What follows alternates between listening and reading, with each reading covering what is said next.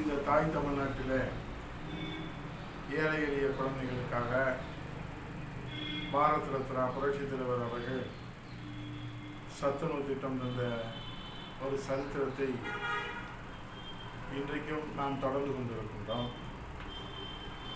அதைத் தொடர்ந்து நம்முடைய இதய தெய்வம் புரட்சித் தலைவர் இதய தெய்வம் தமிழகுலசாமி அம்மா அவர்கள் தமிழகத்தில் பசிப்பிணி இருக்கக்கூடாது என்று மாறுந்தோறும் விலையில்லாத 20 கிலோ அரிசி வழங்கி அன்னபூரணியாக புரட்சித் தலைவர் அம்மா அவர்கள் இந்த தாய் தமிழ்நாட்டில் அனைவருடைய இல்லங்களிலும் உள்ளங்களிலும் வாழ்ந்து கொண்டிருக்கிறார்கள்.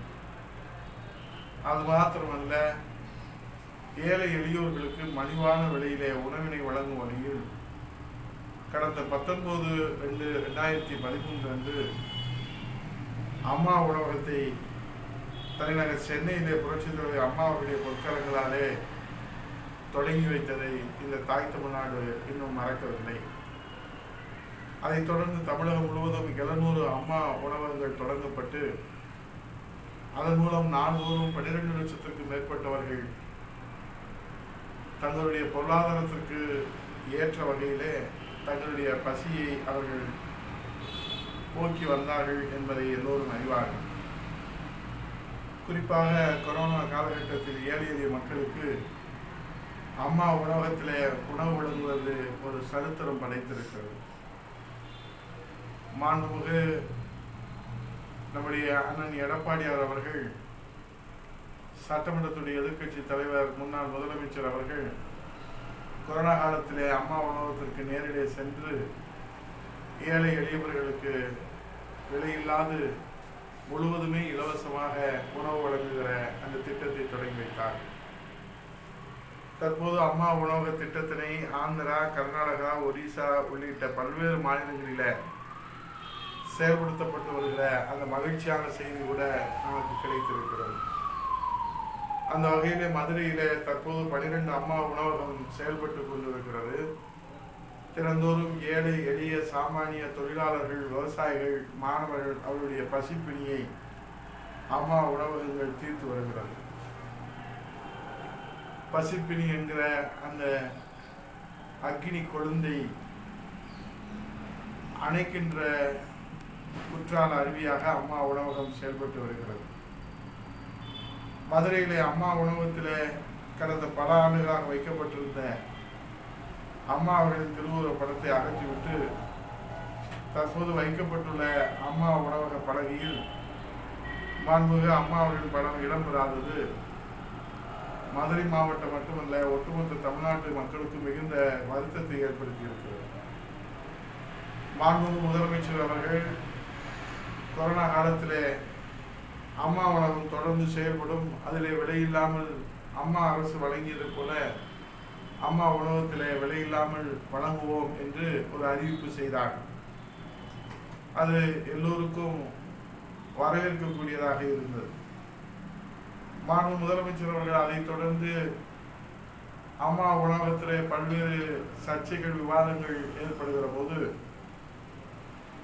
மாண்பு முதலமைச்சர் அவர்கள் அம்மா உணவகம் தொடர்ந்து செயல்படும், அதில் எந்த மாற்றம் இல்லை என்று அறிவித்தது எல்லோரும் வரவேற்பு பெற்றது. ஆனால் இப்போது நடப்பது என்ன? மாண்புமிகு முதலமைச்சரின் அறிவிப்புக்கு எதிராக இங்கே மதுரை மாநகராட்சியிலே அம்மா உணவகத்திலே மாண்புமிகு அம்மா அவர்களின் திருவுருவப் படத்தை அகற்றி மாற்றம் செய்திருப்பது மாண்புமிகு முதலமைச்சர் அவர்களின் உத்தரவுக்கு மதிப்பு கொடுக்காமல் அவர் உத்தரவினை கிராமத்திலே சொல்வார்கள் காலிலே போட்டு மிதிக்கிற போல அமைந்துள்ளது மதுரை மாநகராட்சியுடைய செயல். ஆகவே மாண்புமிகு முதலமைச்சர் அறிவித்த அறிவிப்பு எல்லோரிடத்திலும் வரவேற்பை பெற்றது. அம்மா உணவகம் தொடர்ந்து செயல்படும், அதில் எந்த மாற்றம் இல்லை என்று அறிவித்தார்கள். ஆனால் அவருடைய அறிவிப்பு எந்த நிலையில இருக்கிறது என்பதற்கு சாட்சியாகத்தான் இன்றைக்கு அனைத்து ஊடகங்களிலும் பத்திரிகைகளிலும் அம்மா உணவகத்தினுடைய அந்த பலகை வெளியிடப்பட்டிருக்கிறது. ஆகவே இன்றைக்கு மதுரை மாநகராட்சியுடைய செயல் மிகுந்த மனவேதனையை மதுரை மக்களிடத்தில் ஏற்படுத்தி இருப்பதோடு மிகுந்த கவலை அளிப்பதாக உள்ளது. மேலும் சொல்வது ஒன்று செய்வது ஒன்றா என்று இந்த செயலை பார்த்து மதுரை மக்கள் இன்றைக்கு கேள்வி எழுப்புகிற ஒரு நிலை உருவாகி இருக்கிறது. சொல்வது என்ன, செய்வது என்ன? மாண்பு முதலமைச்சர் அவர்கள் எல்லோருடைய வரவேற்பை பெறுகிற வகையிலே அம்மா உணவகத்திலே எந்த மாற்றம் இல்லை என்று ஒரு அறிவிப்பை செய்கிறார். அறிவித்து செய்தவர் யார்? திராவிட முன்னேற்ற கழகத்துடைய தலைவர் என்பதோடு மட்டுமல்ல, இன்றைக்கு அமைந்திருக்கிற அரசினுடைய தலைவராக, முதலமைச்சராக ஒரு அறிவிப்பு கொடுக்கிறார்.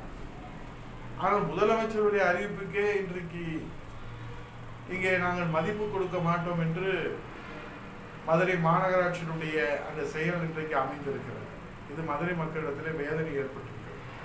நான் கூட நினைவு கூறுகிறேன், தோழமை கட்சிகளுக்கு ஒதுக்கீடு செய்யப்பட்ட இடங்களிலே திராவிட முன்னேற்ற கழகத்தை சேர்ந்தவர்கள் போட்டியிட்டு வெற்றி பெற்றதற்கு பிறகு அவர்களெல்லாம் ராஜினாமா செய்ய வேண்டும் என்று மாண்பு முதலமைச்சர் அவர்கள் திராவிட முன்னேற்ற கழகத்துடைய தலைவராக அறிவித்ததை இன்று தேதி வரை நிறைவேற்றியிருக்கிறார்களா என்பது கூட சொல்வது ஒன்று, செய்வது ஒன்று என்று நிலை இருக்கிறது.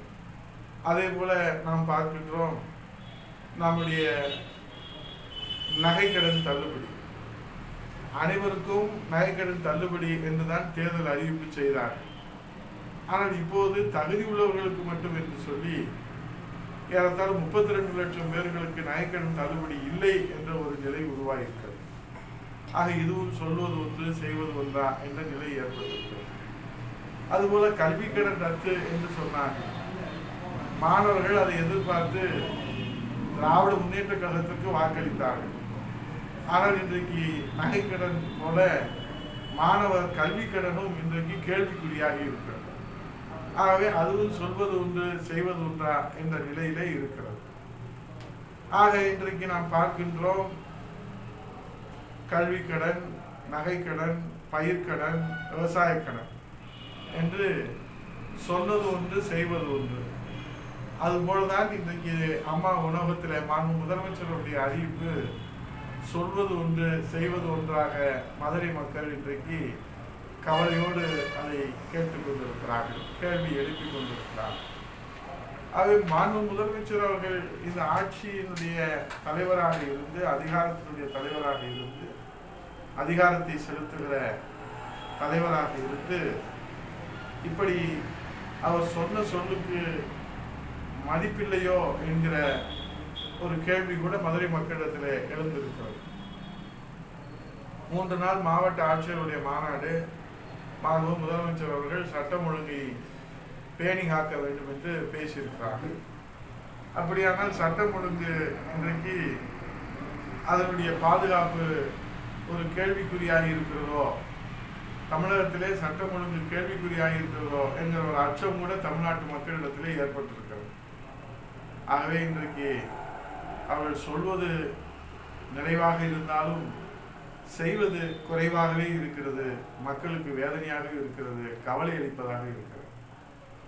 ஆகவே நான் மீண்டும் சொல்லுகிறேன், இன்றைக்கு மாண்பு முதலமைச்சர் அவர்கள் சொல்வது நிறைவாக இருந்தாலும் அவர்கள் தொடர்ந்து செய்வது குறையாகவே இருக்கிறது, மன வேதனையாக இருக்கிறது, கவலையாக இருக்கிறது என்று ஒட்டுமொத்த தமிழ்நாட்டு மக்களும் தெரிவித்திருப்பதை நான் இந்த நேரத்தில் அரசின் கவனத்திற்கு, மதுரை மாநகராட்சியினுடைய ஆணையர் கவனத்திற்கு, மதுரை மாவட்ட ஆட்சியருடைய கவனத்திற்கு, மாண்புமிகு அமைச்சருடைய கவனத்திற்கு, மாண்புமிகு முதலமைச்சருடைய கவனத்திற்கு, எங்களுடைய சாமானிய முதலமைச்சராக சரித்திரம் படைத்திட்ட முன்னாள் முதலமைச்சர் சேலத்து சிங்கம், கொங்குநாட்டு தங்கம், மாண்புமிகு சட்டமன்ற எதிர்க்கட்சி தலைவர் அண்ணன் எடப்பாடி அவருடைய மேலான ஆணைக்கிணங்க, கழகத்தின் ஒருங்கிணைப்பாளர் மாண்புமிகு முன்னாள் முதலமைச்சர் அண்ணன் மாண்புமிகு OPS அவர்களுடைய மேலான ஆணைக்கிணங்க, கழக புரட்சித் தலைவி அம்மா பேரவையின் சார்பில் அம்மா திருவுருவ படம் அகற்றப்பட்டதற்கு